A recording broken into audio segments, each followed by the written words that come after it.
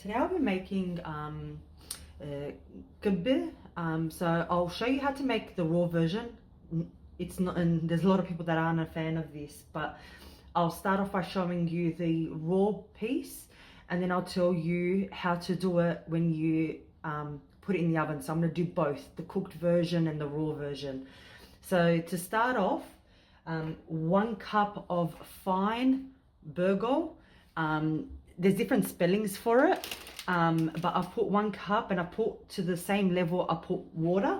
But this is it doesn't matter what brand you use. I'm using brown, you can use white, but it's the fine burgol. So it's got different spellings to it, but if you go to a Middle Eastern place, it will have the different versions in there. So I start off by putting this in an actual bowl. So what we're trying to do is, because it's actually absorbed all the water, it's taken about 10 minutes roughly, 5 to 10 minutes. It doesn't matter if you put too much water, you will use all that. What we'll then do is we're using an actual 1 whole onion, and using the smaller side, we're going to grate the whole onion and put a teaspoon of salt in it before we start putting the meat in. I grated the whole onion. Now I did it on top of the burgol, so I'll add a teaspoon of salt. Now I add chili. If you don't like this, you can leave this out, but I put a teaspoon. It's bullseye chili, so I don't like it too spicy, but I put a teaspoon in there. Now what we do is, so for 1 cup of burgol, I put 1 kilo of the raw kebbeh from your local butcher. So I'll put it in, and then I'll keep kneading it and keep adding water to it. I'm adding a teaspoon of pepper to the mix as well, and this is the meat. So it's cold. I'm using a jug of water, very cold water. You can add ice to it and mix it with the ice and then remove the ice if you want to keep this color as much as possible. Yes, it is raw. So you keep kneading it the way I'm doing it. You're not working it too much. You're just trying to incorporate the burgol in the mix, and the salt and pepper. So you keep going with it until it's all fully incorporated.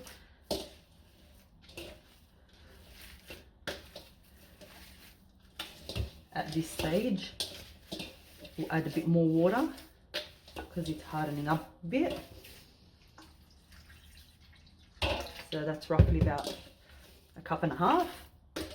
You can tell how watery it is. It will harden up.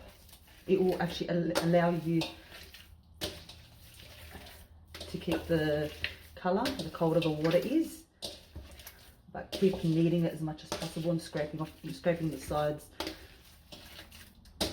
A lot of people, so I use 1 kilo of the raw meat with 1 cup of burgol. So you actually do need to put it in water prior, so it drinks up the water. But there's a lot of people that I know that actually like 2 cups of the burgol in there. I can add another 1.5 cups of water. So you add it to, you need to be able to work with it. So you're doing it to the point where you can actually put it on a plate and you can work with it. So this is a perfect consistency when you see that it's very smooth. So this is ready. So if you want, you can put it in to serve it raw on a plate, but I'm going to try and do it now, so I don't want to eat it raw, so I just want to put it in the oven. So what I want to try and do is, so we have 1 kilo of the kebbeh meat. So I normally, if I actually have like an occasion or something and I've got people over and I do it raw, whatever's left over, I add the burger and put it in the oven. You cannot eat it. It's preferred not to eat it more than a day old. So once you get it from the butcher, you got a day or 2 to make it and eat it raw. Otherwise, it really does cause a lot of bacteria. So 1 kilo of mince, with 4 cups, sorry, of the burgol that's been in water, soaked in water. So 4 cups. Now I've added it in, but what I do is I then move it over to the side, just in case I don't end up using the whole lot. You do need to keep adding water to this. So the same ingredients, so I haven't done anything different other than putting extra burgol in it. You need to be able to lay it in a tray. So slowly grabbing stuff from the side, so I can't work with it anymore, so it's making it really hard. Roughly about another cup of water. So you're really just using the jug to keep adding water, just so you're able to actually work with it. The less you work it, the better.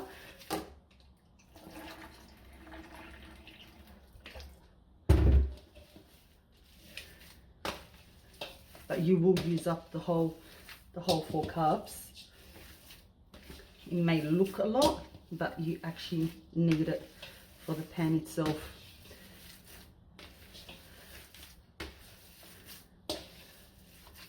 Most of it has incorporated, so I'll be adding the rest on top.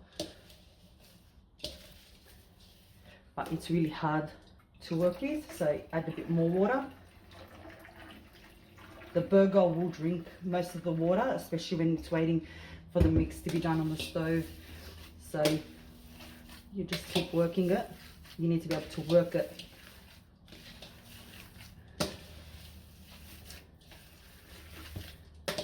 You just keep working it. You need to be able to work it.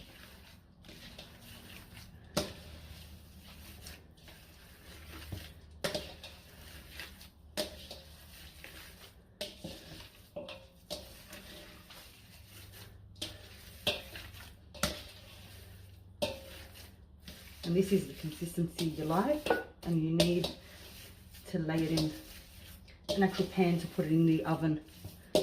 So at this stage I will stop working it and I'll let it sit aside until I do the mince filling for the inside. For the cooked mixture, the meat center, because you will be doing 2 layers, and the center will have some cooked meat.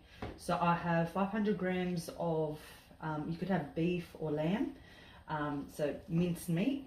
Then you have 1 large onion with a teaspoon of salt, teaspoon of pepper, and just a little bit of oil, just so it actually cooks off on the stove. So I'll keep cooking this off until it's fully cooked through and the meat has softened and fully cooked out, because you don't really want more meat. So we'll cook this off for about a good 10 minutes or so, so depending on your heat, and then we'll go in to assemble it. This is 5 minutes of cooking, so it's cooked off now. I just want to brown it a tiny bit and get most of that oil and fat evaporated. This has now been cooking off for a while and it's brown, so it's been 10 minutes in total. I normally put it to the side so it browns a tiny bit extra. If you've got a nut allergy, leave this out. But I have a large tablespoon of pine nuts. And I'll brown that slightly and mix it in with the mix, and then turn it off the stove instantly as soon as it's ready. With washed wet hands, so what I've done is I've actually put some vegetable oil in the bottom to help it not stick once you put it in the oven. So what I do is you grab a bit, so I like, there's a lot of people that like it very paper thin and crispy.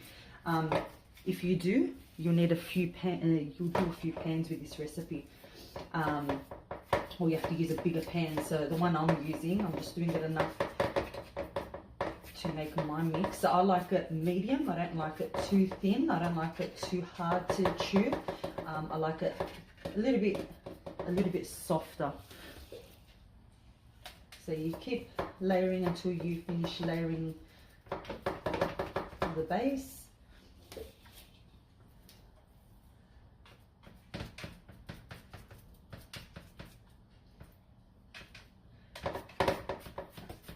It will look like you've it's like as if it's thin. It's not.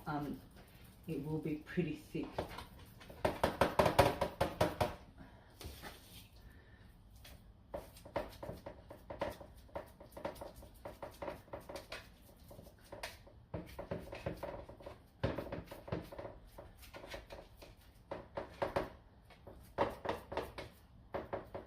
So you keep massaging it with a little bit of wet hands.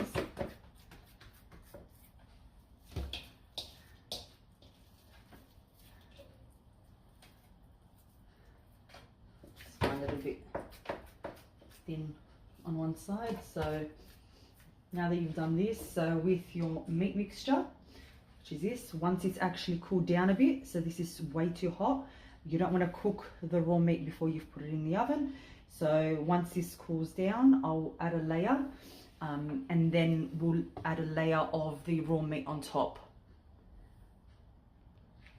As you can see, I've put the mix in, so you spread it out, very thin layer, and then we go ahead with the raw meat on top. So use 2 hands this time, get it as flat as you can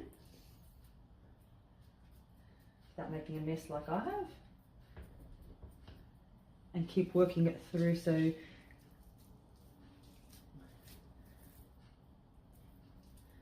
keep going with this process until you've got an even layer on top, and then we'll go in and start putting the nuts on top. After I finished layering it, so what I did was I wet my hands and went over it to smooth it out on the sides and on the top. You can do any pattern you like. You don't go right through your pan. Any dish that you're using, you just do it on the top. Cut them into diamonds, that's the traditional way, but it's entirely up to you what you do. You can do it into squares. I'm just doing it rough.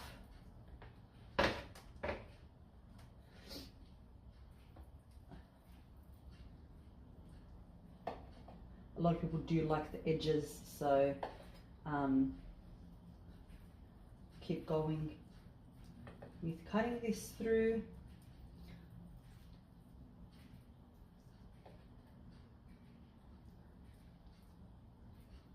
You will use a spatula in the end to actually cut it without going through and ruining your pan. So once I've done them into diamonds, I use the half almonds and I center it in each diamond or rectangle or a square, so depending on how you've actually cut it yourself. So once I've finished filling this up, I can put it in the oven, the highest setting I normally put it through, but before you actually put this in, you need to actually drizzle some oil on top. So a little bit of oil just so it gets through. Again, if you have a nut allergy, leave this part out. I know that sometimes my mum doesn't actually put these. No one has a nut allergy, but sometimes she doesn't put it, so it's entirely up to you whether you put it or not. Actually put these. No one has a nut allergy, but sometimes she doesn't put it, so it's entirely up to you whether you put it or not. I just like the taste of the almonds.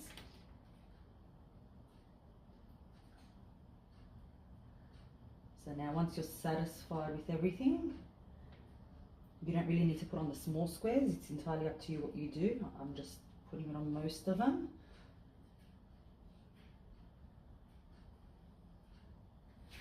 And with my vegetable oil, so I did put vegetable oil in the bottom, so you have to put a decent amount on top.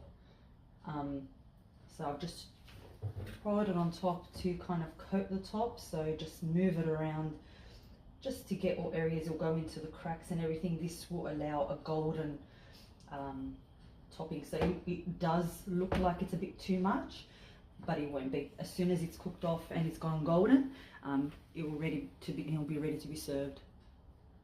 So it depends on your oven. So this has been in the oven for me for 45 minutes on 200 degrees, but yeah, it depends on fan force. Mine isn't.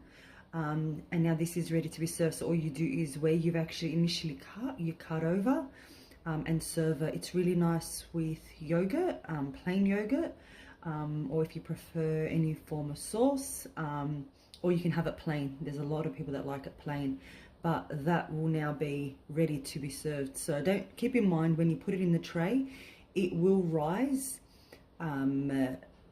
Sometimes it's double the size depending on the burgol you've got, but this will now be a nice thin piece that you can serve.